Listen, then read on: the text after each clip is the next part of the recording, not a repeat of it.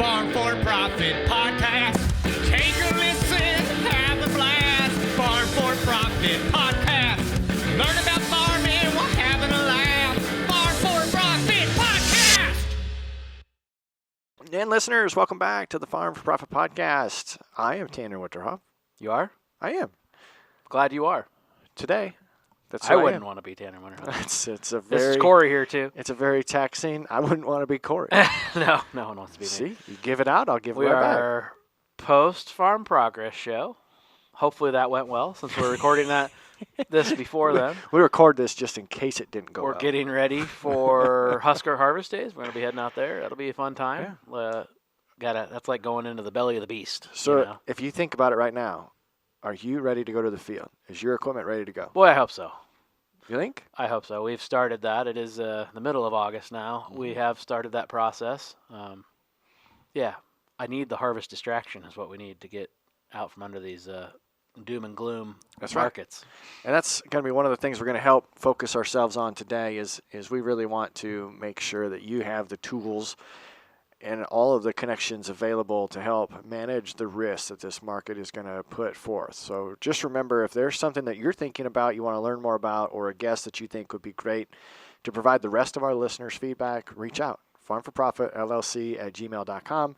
Send us a message. Drop us a line, 515-207-9640. Last show we recorded, someone was calling.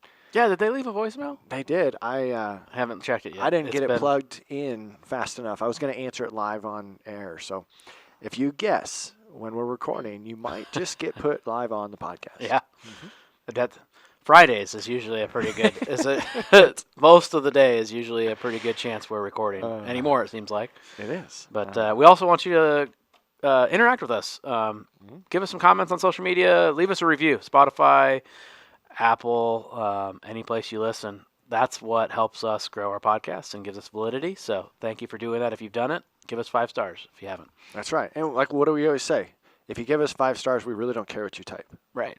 Yeah. I mean, we want you to type good things. You just be like 5 stars. Tanner looks goofy. Yeah. You could put in a tavern is a bar, not a sandwich. That would be about perfect. The number of comments we've gotten on that has been astounding, and I'm still maybe that should be my Peter Thiel whatever it is. Yeah. For Vance Crow. Yeah. I like that tavern. Yep. Huh. That's a good one. Anyway, no need for any more of this introduction. Thank you for listening.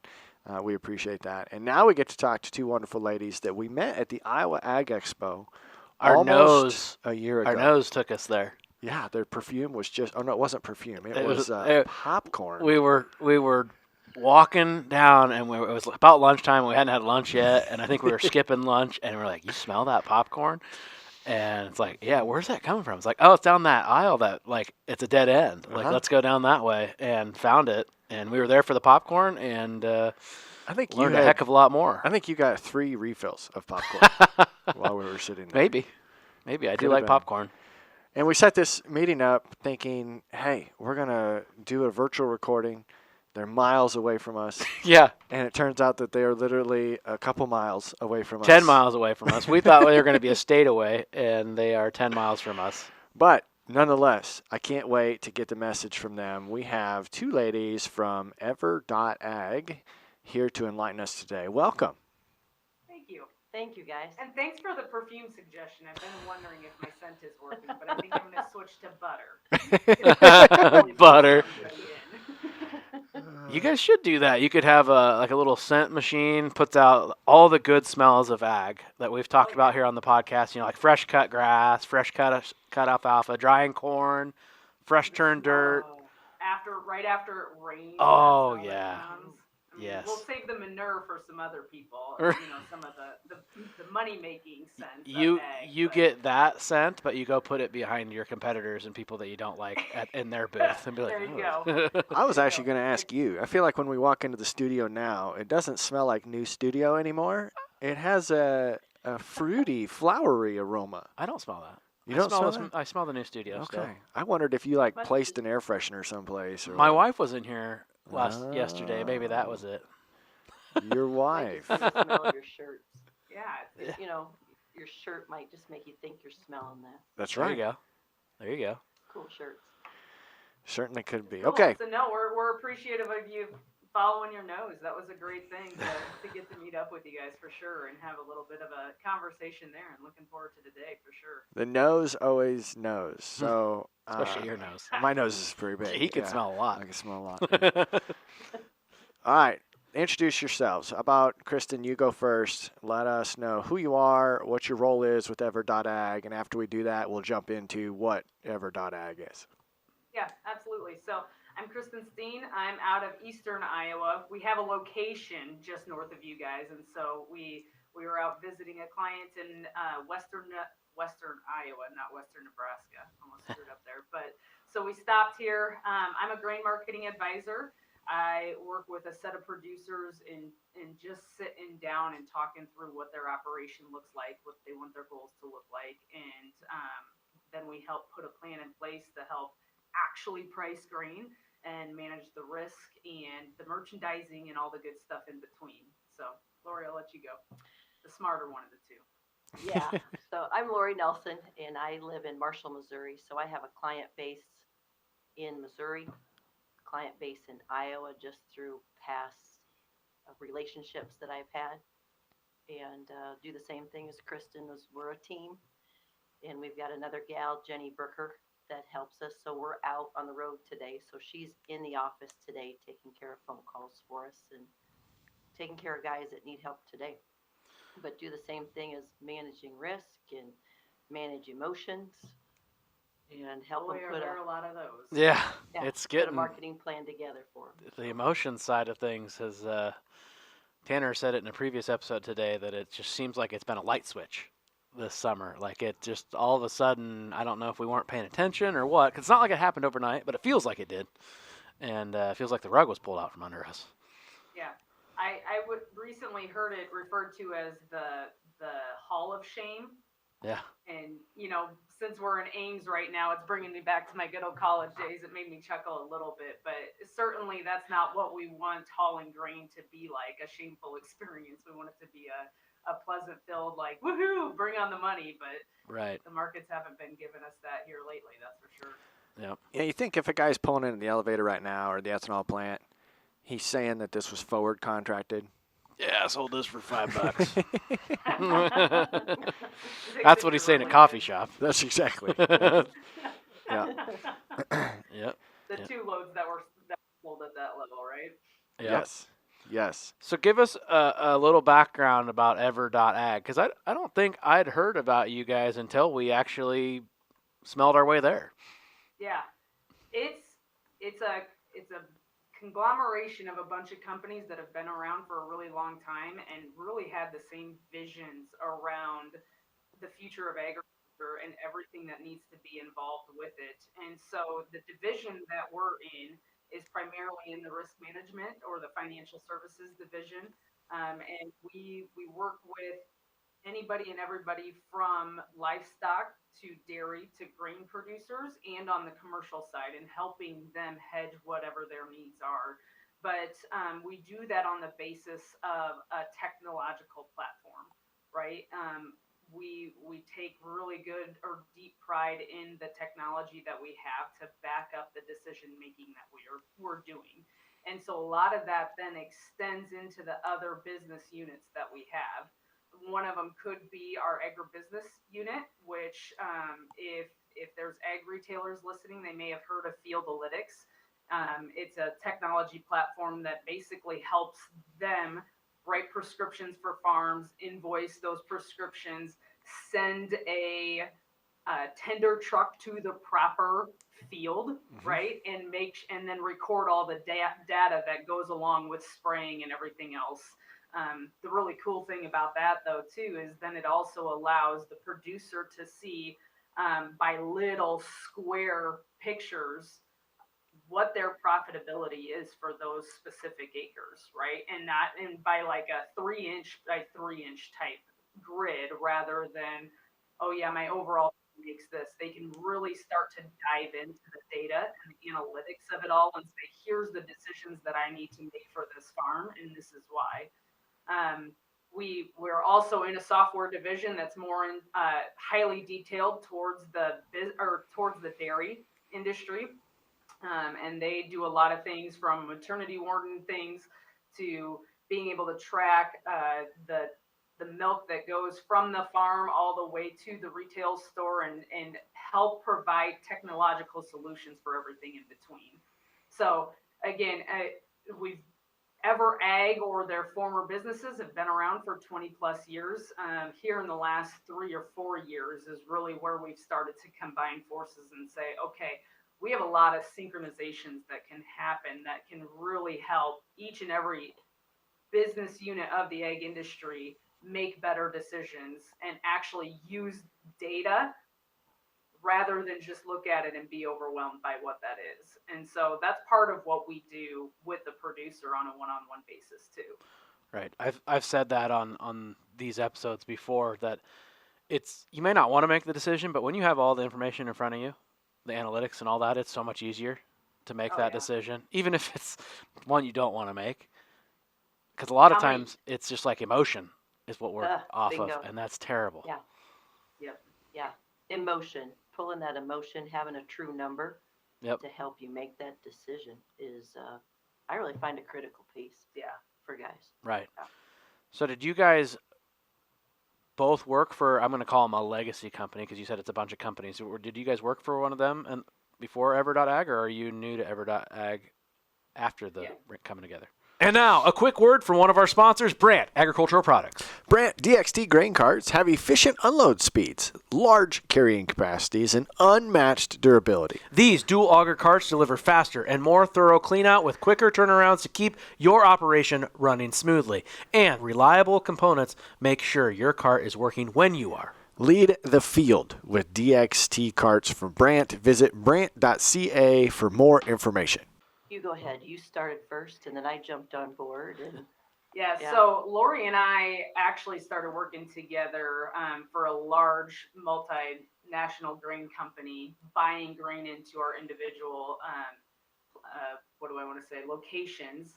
And we really got to know each other there. And then another coworker of that organization tapped on us and said, hey, you got to come. At the time, it was Commodity Risk Management Group, and said, hey, what these guys are doing in helping farmers actually get grain sold and actually manage this thing holistically is a real thing. And so that's when we jumped on. So to answer your question, yeah, it was a legacy thing that we started with. So I jumped on. Lori decided she wanted to move to Missouri for some reason. Yeah. I don't quite understand that, but that's just the northerner in me. It's better than Nebraska. But when she did, it was like, hey, you should start at Missouri. Like, farmers are great down there too. I'm sure they need just as much help as the rest of us do. Start at Missouri. And she's like, no, I'm okay. I was like, no, but there's a capital no. I'm not pulling on another farmer's place that I don't know their name. Especially in Here she is. Missouri. You just never know. So here we go. I drove out the driveway 7 years ago, and hi, I'm Lori Nelson at Farmers Market Their Grain, and grown a business there, and it's been a really good trip, really good business. Okay, so our listeners have heard from commodity brokers on our podcast. They've heard from those that specialize in using hedges. They've heard from those that specialize in using volume and buying groups. And we've presented market commentary conversations probably 5 or 6 times over the last 5 years. Yep. But this episode's going to be different because it's a different environment that we're in. And what you've said is risk management over and over, and you talk about how you're going to help farmers market their grain. Our listeners most recently have heard an episode about I'm going to call it a master's type class, a master's level on grain merchandising. Mm-hmm. Now, in that episode, they didn't get the class curriculum. They got access to the individuals and the importance as to why that needs to be instrumental in some of our listeners' operations. So let's talk about how you guys, over the last couple of years, have been helping your clients successfully market their grain. Yeah. Go ahead, Lori. So it's a very individualized plan for each producer for what bushels need to go to town in the fall what bushels can be put in a bin.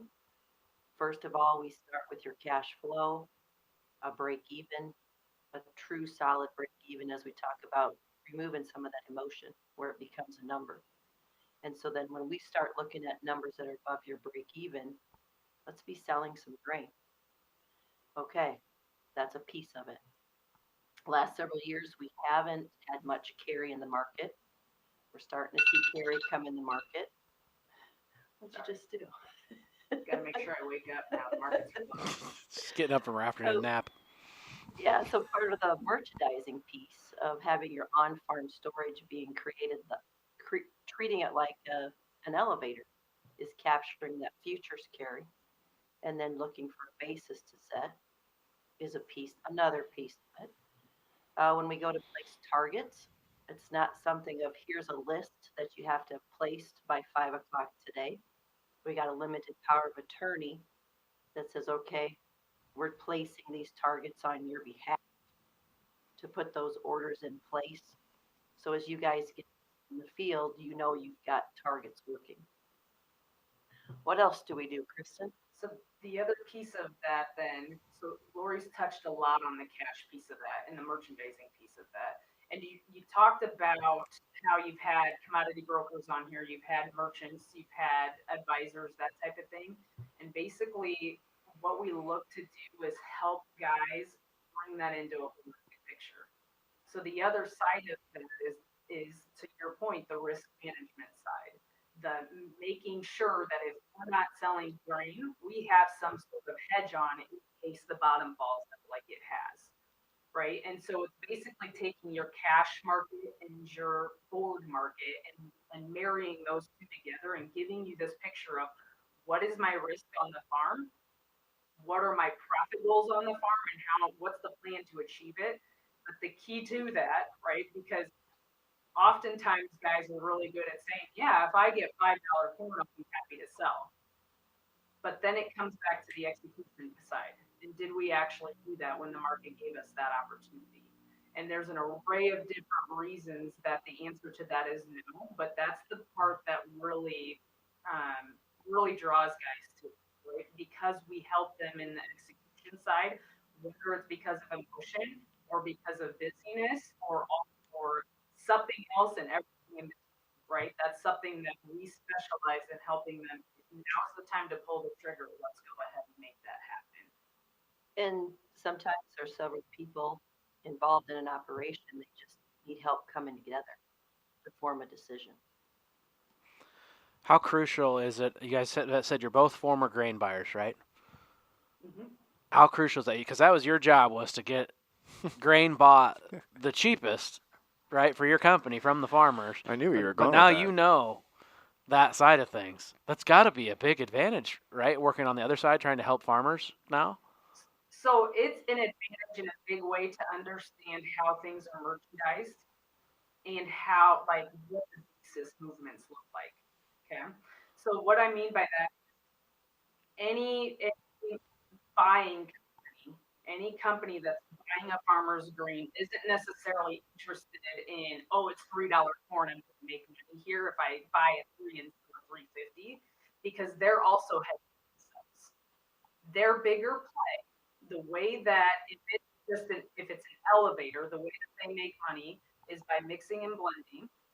They make money by shrink, by capturing carry in the market, so the difference between your December futures, your March futures, so on and so forth, and by basis improvements, right? And so the farmer nowadays is really set up to do that themselves, but the hedging piece of that is what's been missing, right? And so when we say that it's a huge advantage, absolutely, because we truly understand it. It seems like for a long time there's been a huge gap. Either you know the futures market really well, or you know the basis market really well, and it's a matter of both of them matter to the price that I'm getting and when I'm hauling that grain and what that looks like for my cash flow, so I'm not paying 9% interest, and the list could go on, right? And so it's truly understanding, how do I need to be hedged so that I can actually capture carry, so I can get a return on my grain bins that I put a good amount of money into, rather than just treating them like a wishing well. And I'm going to put it in there and hope that it turns out something at some point, right? This is more that methodical approach. A merchandiser is one that's going to say, I'm going to buy, even if it's at $5 corn, this is the basis level that I bought at, and I'm going to turn it into X by holding it for a certain period of time. So that's what we're looking to help guys truly understand when they're working that piece of it. Yeah, when you did your grain facility upgrade, you put in the ability to blend. Yeah. To be able to blend off and try to capture some of the value of, maybe you got delayed in harvest or you went a little bit earlier. I can tell you it paid off right away because we put that big Sukup 100,000 bushel bin in, and they were still working on it when we started filling it. Our goal was we didn't have a spreader in there, so naturally when you dump into a bin, you have a cone, and your fines don't travel down like your grain does, and they stay all in the center. Well, you can imagine in a 100,000 bushel bin, you have a lot of fines. Yep. Right in that middle, and you start pulling out of that, you're going to have a lot of Dock. foreign, Yep. a lot of dock, foreign material, whatever fines in there, and we started getting that. Our goal was to pull the core out of that as we filled it, so we could actually use that, but we didn't have that part of it set up yet. So we ended up having to blend those first like 10, 15, 20 loads off just so we didn't get above 5% foreign material in there that we were getting docked for. And boom, that part of it paid for itself right away. If we would have just all taken it to town, we would have been much better off than putting it in the bin last fall, but that's just another story. So Not necessarily, right? Because if this is the part where I'll challenge you a bit on that, because this past year there actually was carry, right? We had a decent carry out for numbers in corn. We had massive interest increases, right? And so the cost to carry got to be a lot more. And had those bushels been priced ahead of time off of the December, you could have then rolled it to the March for 18 cents. And then rather than delivering for, I'm just using my local area, if I would have delivered locally, it probably would have been a 40 under basis. Now all of a sudden I'm thinking it's the ethanol plant and maybe getting a 10 over instead. Yeah. Right. So there's 50 cents in basis improvement. There's another 18 cents in futures carry, plus the mixing and blending that you made on top of that. And that's where the true money for that grain and storage comes into play. Yeah. And I think a farmer thinks about, I'm going to capture carry, I'm going to wait till July to sell it. No. Not how we want to manage carry. So it's an education piece that we spend a lot of time with producers, our client base, talking about. Yeah, you don't actually capture it until you sell it. Bingo. Right. A profit isn't a profit until you actually sell it. Yeah. Right. So you mentioned identifying the risks on a farm. If you approach one of our listeners, first time meeting them, what is the step to identifying risks? Because if we're going to manage it, we have to know what it is. Sure. How big a piece of paper do you have to list it all? I'm good. Let's go. It's not a local market anymore. It's not a county market, a state market, a U.S. market. It's a world market. And as things come into play, unforeseen events, that's where the market changes, and are we prepared for that? And if that's an option strategy that we help folks manage that's another piece of how we help producers. So to dig a little deeper into that, right? We go back to that cost of production to truly understand what are we dealing with when it comes to this specific producer, right? Are we dealing with super tight margins because we're just getting started and land rent is X, or are we dealing with a guy that's about to retire, has a really good land base, and so on and so forth, right? And so we truly want to understand what their financial portfolio looks like. But the bigger piece of that is then how do we protect that? And what I always think that to is, I don't know, did you guys have much storm damage 4 years ago during the derecho? Yeah, about 100%. We were, right in it. So, so were we. I live just west of Cedar Rapids. We were in the heat of that as well. And I was incredibly grateful for the insurance policy that we had, right? Never in a million years did I think we would actually claim on that. Never in a million years do I ever want to experience a derecho again. But it's one of those things that I'm happy that it's there when it happens. And so I challenge guys with that in saying that my home is a huge asset and I insure all of that. I don't just insure the kitchen, I don't just insure my bedroom, right? The whole thing is insured. And we farm as well, my husband and I do. Our corn asset, the value of our corn and beans is a larger asset than the value of our home, right? A net value. And so often guys will look at that and just be like, "Ah, it's okay." Like, sure, we have crop insurance that helps in case there's a crop failure, but we don't step in and say, what type of price protection do I have? Because more often than not, even in the years where we see prices climbing, there's still that step back come fall in prices, right? So you typically see that market start to rally in the spring to summertime, and then you see it fall out of bed. So in the years that we know the probability is pretty darn high that the market's going to fall out of bed or that there'd be a claim, and we're not coming in and helping protect against that, it's like, what are we doing here? Why aren't we protecting ourselves? Or another way that we had a guy that came on to EverAg a few years ago, and he used to help large commercial businesses down in South America hedge their purchases. And the comment that he made that stuck out to me was, when we're working with these guys, if they end a day and one bushel goes unhedged, it doesn't have to be completely bought with futures, but if it doesn't have calls on or something along those lines, if they go one day without everything being hedged, they lose their job. Wow. And these are multinational, multi-million-dollar businesses that take it that seriously. And this is where my passion really starts to come out, because I grew up on the farm. I farm myself. I mean, my whole life has been agriculture, and I want to see that continue on, right? I want to see healthy family farms continue on. But one of the biggest issues that we have is that we continue to act like it's not a business, right? We continue to just say, well, we'll see how the crow flies, and you know what? If God blesses us, He blesses us. And it's like, yes, but God's also giving you these awesome opportunities and these tools ahead of you. It's time to take advantage of them, right? And it's time to start treating your family farm like a business so that it can to what you guys say, right? How does it go? A farm without profits is not a farm, or something along those lines. Won't be farming for long. Yeah, if you're not farming for profit, won't be farming for long. And you mentioned it this morning in our meeting, and it was around what other business gets the opportunity to protect a price. Yeah. Very well said.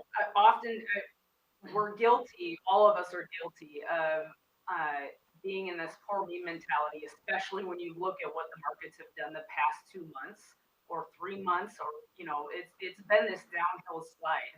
And that's what we want to keep our eyes focused on, is the opportunities ahead of us are still there, and it's time to really stay focused on what's the next right move.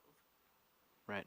So how do you identify, if we want to go with the philosophy that every bushel is going to be hedged like these major companies, how do you identify how many bushels you have before the crop gets harvested? Yeah. I mean, so you all have a 10-year average, right, with crop insurance. And no, we don't know whether or not you're going to have a derecho or whether you're going to have a bumper crop, because the rains kept coming in the month of August, right? But at the end of the day, you have at least the history from before to give an indicator of what's likely going forward. And that's all you can do with that.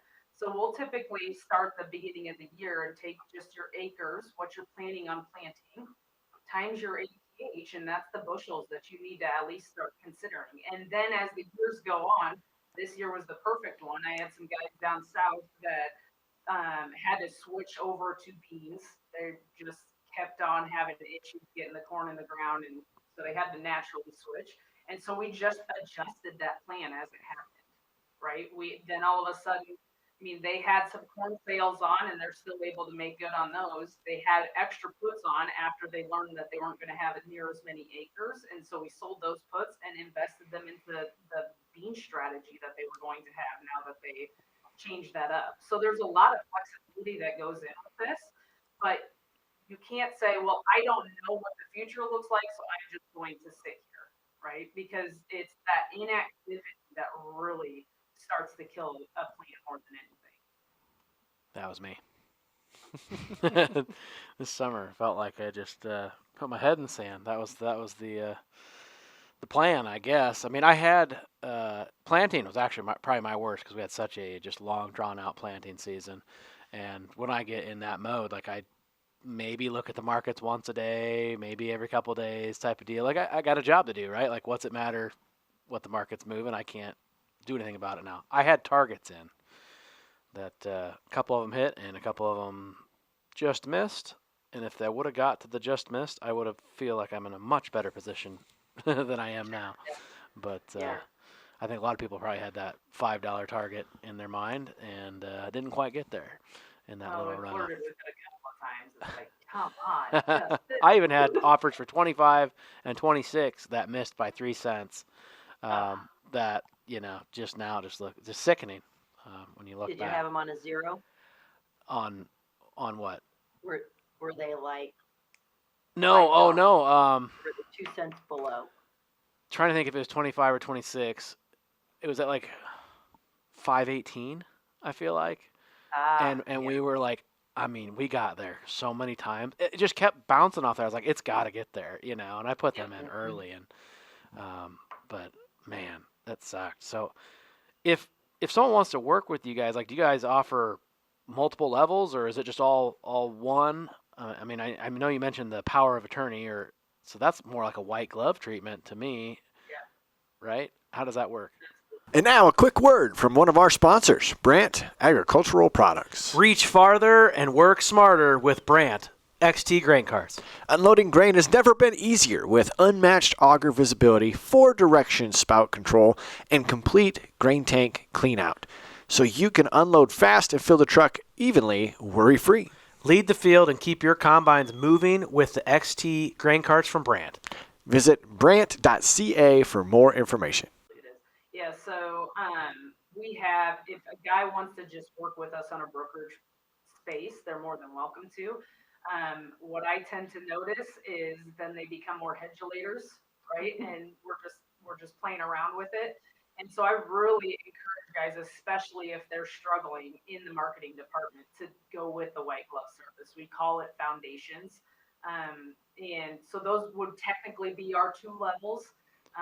But the white glove service, we also have over a 90% retention rate year over year. Even when you look at the past few years where a monkey can market grain and make money, they still stick with us because we are helping them with every detail from the beginning all the way through to delivery. And hey, the settlement was off, and here's how we can help make it right with the buyer and all that good stuff. So yeah, it's one of those things where one of the greatest compliments we get, and it stood out to me when you were talking about some of those offers that almost filled, but you're also doing a different job and you look at it so often, right?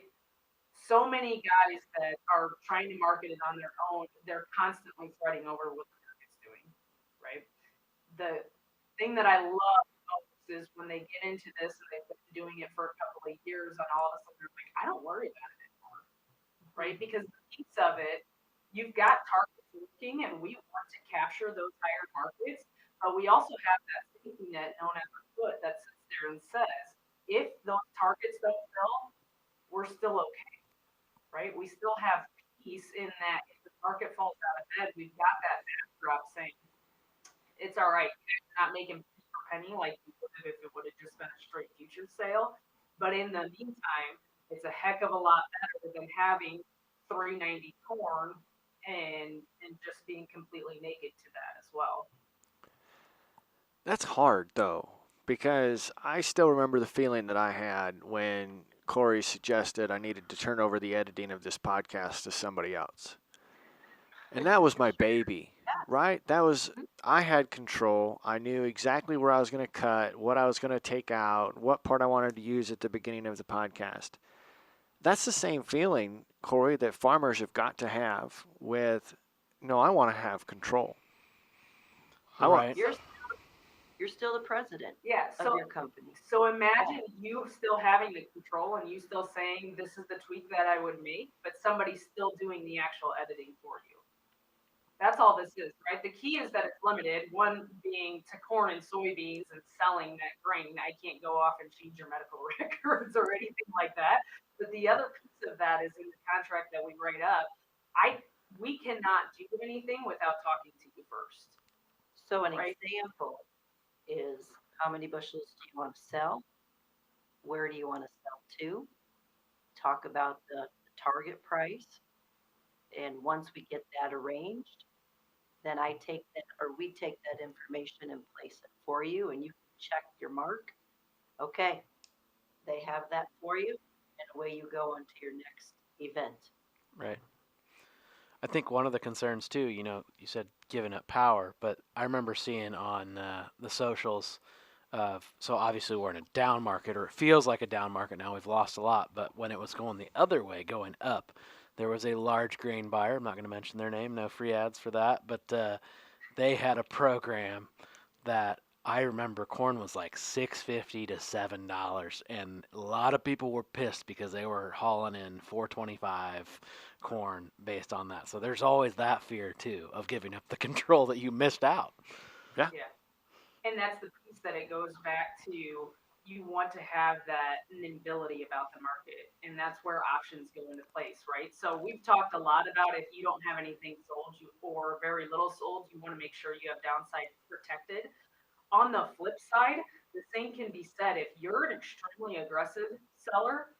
Your risk is if the market takes off and all of a sudden you're missing out on the opportunities and your landlord sits there and is asking for more money. The fertilizer company is asking for more, like everybody is asking for more money, and you're like, I sold $4 corn. What do I do with this? Yeah. Right. And that's where the call piece comes into play.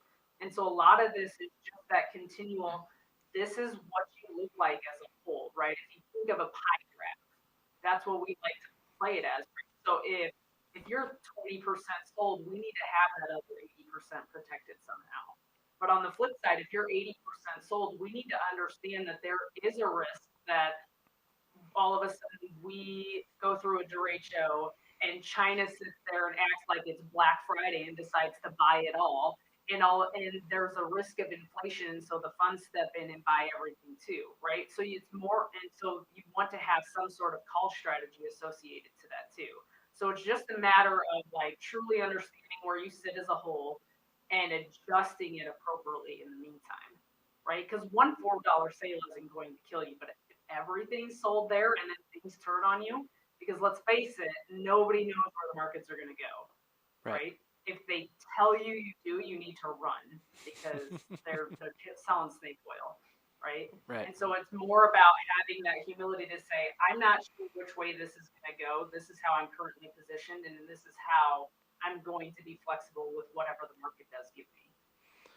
Yeah, because if I would have hit that 518 sale for 26 or whatever it was, I'm not buying my inputs for that. I'm not buying my seed, my anhydrous or UAN and fertilizer. Like something could happen. We could have World War III next year, and the markets go to $8, and then all the fertilizer guys want it, and then all of a sudden that's a non-profitable position. So someone's got to be thinking about that. And so you guys are helping with that. Are you guys like meeting individually with each farmer then on a weekly, monthly? How does that look? So we typically meet with guys 1 to 2 times a year, and that's our big planning session. But we're talking with them on the phone quite a bit.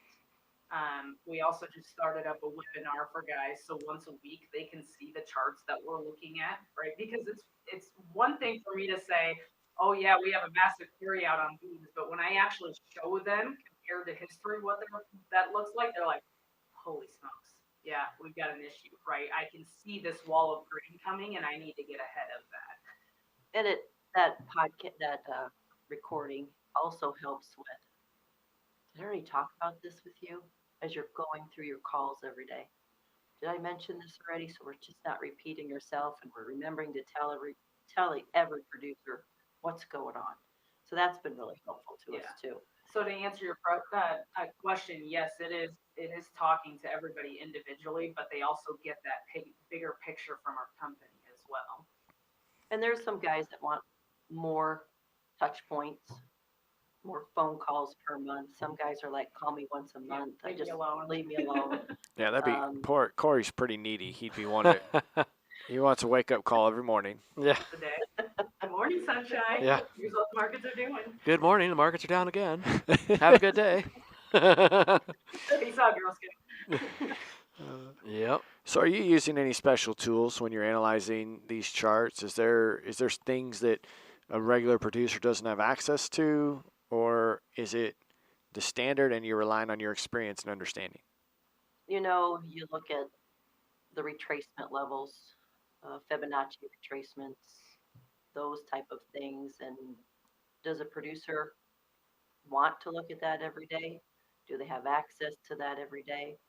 So we take a look at that from a technical point of view. All the technicals involved is what's helpful to help us look at those targets and where they need to be placed.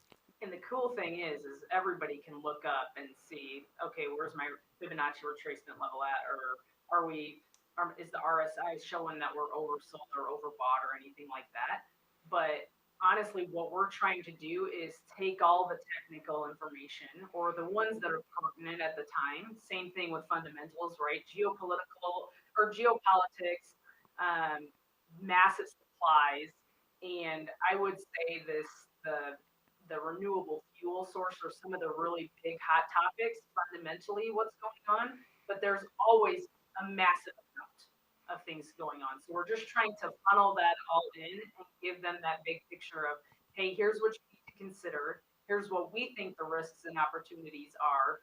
Here's what we think you should do. And then it's the dialogue back and forth. What do you want to do with that? And oftentimes they're like, yep, go ahead. I agree. We need to get that done. Every now and then it's, I don't want to do anything. And so we might have to challenge you a little bit harder about that.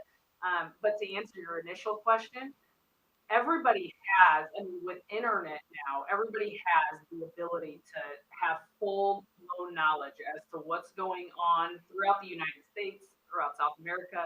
They have the ability to learn technicals on how to read them and also access them themselves. It's just a matter of what you want to be doing with your time, right? And so all the tools that we use, they're very simple in theory and in concept, right? It's not this new shiny thing that's just coming around, but it's all about the discipline of actually using it and holding you guys' feet to the fire in actually executing on the information that you're given. Have you got into any of the new tech, though, on like AI and things like that? I think they're fiddling with it, Yeah. right? We've got tech guys that are a bit smarter than I am. I mean, she's the tech genius. She's my IT person for sure. But they're working with it. But again, a lot of even the AI stuff is just back to the basics of where's going to be the tip of this, right? And continually adjusting that. But at the end of the day, right, you guys are talking about the control factor. And do we really want to give all our control over at once, or do we want to slowly test the waters and see, okay, here's the next step to go into, right? And go ahead. Algorithms, you can't control those. Right. And you made a good point there. I wonder if anybody has tried turning the grain markets off and turning it back on just to see if it would reset itself. Nice. You know, kind of like the whole, like, America needs a break. Have you tried unplugging and replugging Yes. back in? It's Yes. the same concept, right? Okay, so for the last couple of minutes that we have together, if we've got a listener that is like Corey and feels undersold, do you like how I put that in there? Yeah, thanks. Yeah. Feels undersold, what are you going to do with them when they come on board? How's that look? Yeah. First step is to get the understanding as to how undersold they are, right? Are you still sitting on 23 crop in the bin that we need to get rid of before fall, and really taking a deep dive into what to do with that rather than kicking the can down the road longer. The next step is determining what your harvest needs are and really getting a plan for that. Oftentimes for unsold bushels, we'll just look at pricing those bushels and having a call should we see a little bit of upside going forward, right? Giving them the courage to actually sell those bushels. And then from there, it's going to be more of a post-harvest meeting of then saying, let's start focusing on next year. And we can continue to work through this 24 crop, but let's take a hard look so that we don't take the failures of this year's marketing plan and can habitually recreate that problem over and over again, right? So many successful, like out on the way up, I was listening to a podcast and they talked about the successful people fail all the stinking time. They just make sure that they don't do it over and over again, right? And so it's a matter of, all right, let's take a fresh look. Let's sit down. Let's go through all the paperwork that's needed, but then let's really start with that cost of production and dive into those numbers for you, and then start putting that plan together by way of targets and what type of option strategies do you need on there, and what does that actually look like? Because a lot of it's more of an educational experience than anything. And when we do that, it's kind of a breath of fresh air for folks. Yeah, it's not all on me. Yeah. How much further down do we got? I mean, it's down every day. I mean, there's no stopping it right now. Is the USDA right? Do we just have a glut of corn coming in and beans? Yeah. For sure. Yeah. The old crop. I'm really concerned about basis because, I mean, it's starting to, we've seen that weekend up already of the Hall of Shame that's happening right now, but I really think that the closer we get to harvest, the worse that's going to get, especially since we have a big crop that's coming into us as well. And when we talk to bankers, they're like, yeah, I've still got grain notes sitting out there wondering what they're going to haul. When we talk to elevators, because we have great relationships with buyers as well, they're like, our commercial storage program is currently packed, right? And that's going into harvest. They can only have so much commercial storage. So at some point, something's got to give.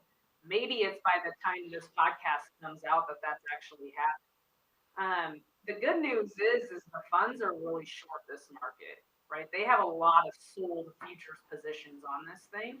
And so if they decide, you know what, we need to lighten that up, or we want to take some profits out of there, that might create some buying. But the old saying goes, bulls need fed every day, bears hibernate, right? They can hibernate for a real long time. So if you're truly bear, you can sit there and have that staying there, but then it's just a matter of how much producer selling goes along with it. And so the big thing that we're going to be watching is what type of exports can we find? Is that's been a lackluster due to the fact that we're not competitive. Now that the value of the U.S. dollar's fallen a little bit, we're looking a lot more attractive. So hopefully, as we start hitting those harvest periods, we'll be able to see that come back. But as of right now, we have 93 corn. I really still think we've got at least another 25 to 30 cents in this thing. Maybe if it gets overdone a little bit more than that, but I still think there's some more pressure to be had with this market.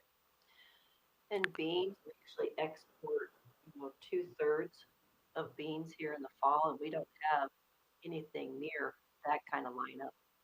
So I would say 50 cents possibly in the next 60 days as we approach harvest on beans, to see another 50 cents possibly taken out of bean market. Again, we got to timestamp this because now they're making us predict the future. It's August.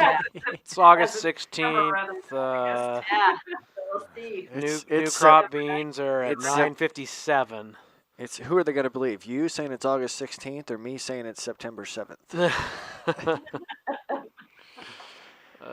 So you could potentially, we could be in the 8s on the beans. Yeah. Oh boy. Cash after you take basis out of there. Yeah, there's still risk to the downside. You do start to attract more buyers at these levels. Buyers are finally relieved, right? A healthy market encourages both sellers and buyers throughout the year. And for the past 3-4 years, they have been like, this is killing me. Come on, let's think of like your livestock feeders and your dairies and those type of guys, right? Feeding $6-7 corn is not a fun endeavor. And so they're like, woohoo, $4 here we go. And so that's where they're starting to look at placing some hedges that way. Well, I imagine, yeah, the cattle buyer. I mean, they've been making a little bit of money this year on the cattle market side of things, and now they got cheap feed too. Yeah. It all depends. Call out to them. Right? We work on the livestock side too, not Lori and I specifically, but that's something that they have to keep in mind, right? Lock in the profits. It's not locked in until you lock it in. Right. Yeah, I was going to say, if you're growing your own feed, it's not the same. If you can go buy your own feed, you take advantage of a lower market like this. Yeah. Mm-hmm. Well, I hate to wrap it up as quickly as we are, but you've provided a lot of good insights, and you've provided a clear path as to how folks can do something. That's the plan, right? Inactivity is still a choice, and it's not the right choice right now.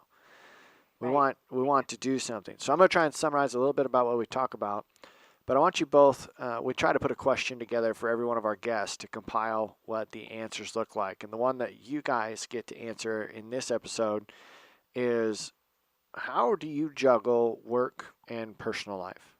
We want to provide a compilation for our listeners to understand that they're not alone in the way they feel, and others either do it well or don't do it well right alongside them. So think about your answer for how do you juggle work and personal life. I'm going to try and summarize. We had the ladies here from Ever.Ag, and it's an awesome organization that has a lot of different services, but what we were talking about today was risk management. We're working this fall to put episodes together that are really going to provide you with the tools and the resources to make your farm the best that it can be in a time that might not be the best it's ever been. We look at how working with some risk management group is great, and even better when you can have an individualized plan, and that's what's being offered. Knowing what your break-evens are, making sure that you understand what your cash flow needs are. I think we've probably said that a dozen times. Mm-hmm. And it's important that that doesn't go unrepeated, because it's something that you need to continue to focus on. Large corporations hedge every bushel. So why don't you as a farmer have protections in place for your entire operation? I love the analogy about insuring your house. You don't just insure the bathroom. We insure the whole house. So make sure you've got a plan in there. Inactivity kills operations. We need to build the foundation to remove the worry. There are opportunities when you work with folks like these ladies that you can get ongoing information, whether it be through alerts or weekly webinars or touch points like Corey wants a wake-up call every morning to be able to put that together. But ultimately, have a plan and have a partner that you can trust, and you still remain in the driver's seat, but hopefully you get a little more sleep at night. Yeah. Cover it? Nice. Good. All right, ladies. You're hired. I like it. Yes. I can keep my job. That's good. Might if the podcast fails here, everything's just Got to share the downside risk on the podcast too. yeah. All right. So how do we manage personal and work life? I'll go first. Asking for help. I think about our working relationship through pregnancies, giving birth, That come with pregnancies? Yeah, that's the final end. But I think about what happened when it was Russia invaded Ukraine, the day you gave birth to your third, and what a ride that was. And asking for help and partner up with someone that can help you make decisions when you can't. That's a good one. Lori's been an awesome help from that standpoint. I would follow that up with just recognizing that life is about seasons, especially when it comes to farming, right? Is obviously you're not going to have complete life balance in the middle of fall when the crop has to get harvested. But then at the same time, like, there are slower seasons that you can truly enjoy everything. So I really try to look at my busy seasons and I plan everything out on a week by week basis, but then I also try to take into consideration what type of season is it and what does it take to be healthy physically, mentally, emotionally, relationally, and then go out and do the things in the meantime. So just recognizing their seasons to everything. I like That's a that. good one too. That is good. Yeah. That is good. I feel like that's what we're doing right now is we are batching ahead of harvest, because we know that when busy season comes up, we still want that family time, even though it might come at weird hours and weird stretches. For sure. Still doing And our what's best. so cool about farming is it's so fun to have family involved in that. So you can have a little bit of both. But to your point, batching is a big deal that way. Yeah. Very much. That's good. So I've got a funny story. Go ahead. The heat of harvest, and I was talking to a producer, and we had to just quickly get business taken care of, and we're saying goodbye, and he's like, "Love you." I'm like, "Wait a minute, I'm tired." Oh, Corey doesn't use that So excuse. don't forget to tell those you love. Yeah. You love I'm them. pretty sure I said that to my brother-in-law one time during harvest. It's like, oh, what did I just say? That's how you end every one of our phone calls. And he'll never forget that about you. Uh-huh. Oh my gosh, yeah, that's funny stuff. But if people want to work with Ever.Ag or dip their toe in, what's the best way to kind of get an entry-level experience and kind of see what it's all about? I'd encourage you to go to our YouTube channel, Ever.Ag, and feel us around there. But we'll also send you guys the information of Lori and I's contact info, and just search Ever.Ag right there on YouTube's, on the socials, everywhere. So, and our website's right there too via Google. So feel free to reach out that way. Like I said, we'll give you our information to post in a link below and go that way too. Perfect. Well, I'm excited. I'm gonna definitely check it out, and heck, free popcorn at trade shows. That's right. You're coming back to Iowa, right? You bet. We'll be at the Farm Progress Show. Oh, well, we will. It'll already be happening. Sorry. Yeah. We'll see you guys then. Yes. But yeah, we'll be at the Iowa Expo and all that good stuff too. So Good. We'll come and we'll make sure we to get put the butter popcorn. perfume on this go round. Yes. Popcorn at the beginning, in the middle, and the end You of our guys need to day. come out to. Do you have any clients in Nebraska? We've got a handful. You need to come out to We're still Husker working on it. Harvest. We'll be there in a week or so, and Yeah. yeah, that'll be good. That's right. And Lord knows, Nebraskans need all the help they can get. I don't Just like know. those Missourians. I think this year they have been blessed. Besides the ones that got the hail and all that, but man, there's some guys that didn't turn the pivots on until like mid-July. So Yeah, and yeah. you could tell even on those end rows, it was looking pretty good. Mm-hmm. Yeah. Mm-hmm. Awesome. Well, thank you. It's been our pleasure to finally connect here after meeting you ladies at Iowa Ag Expo. And we do look forward to connecting with you last week at the Farm Progress Show. Yeah. And all the other times that we get to connect, knowing that you guys are only going to be a couple miles away from us every once in a while. So thank you so much for doing that. Listeners, we also thank you for tuning into the podcast. Hopefully you found some value in this. And if you did, let us know what it was, or if you want more clarity on some of the portions that we talked about today. So, Corey, I think that's about it. Yeah. Have a good one. Have a good one.